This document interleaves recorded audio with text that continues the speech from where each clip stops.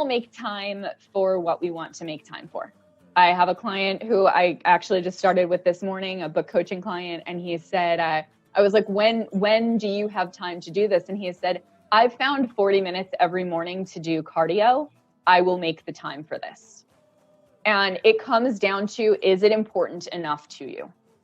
That being said, if you are, a brand new mother with an infant child or caring for a sick parent, you possibly do not have time to take on a book right now.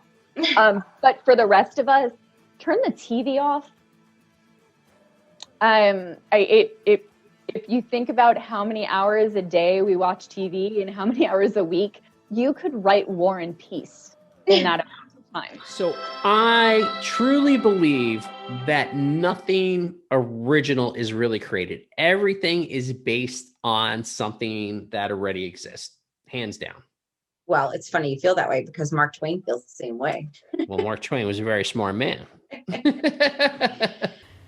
So Ernest Hemingway is credited with saying that when you are faced with writer's block, one of the things you should do is write the truest sentence you've ever written. And from there, you can build on it. So I think this is really a reflective moment. Take a moment to kind of dig deep and just write the most honest thing you've ever written.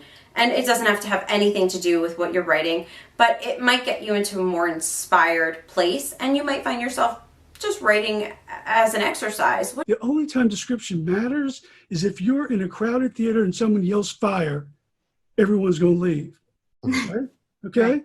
But if, for example, one thing we use is a quote from E.M. Forster, who's a British novelist, and he says, take a look at these two sentences. The first one is, the king died and then the queen died. That's description. Mm-hmm. King died and then the queen died of grief. That's a story. Stop using so many extra words. We don't need all of those words. You have no idea how many times I read a piece of writing and I can eliminate half of a sentence or half of a paragraph because there's just extra words. We don't need them.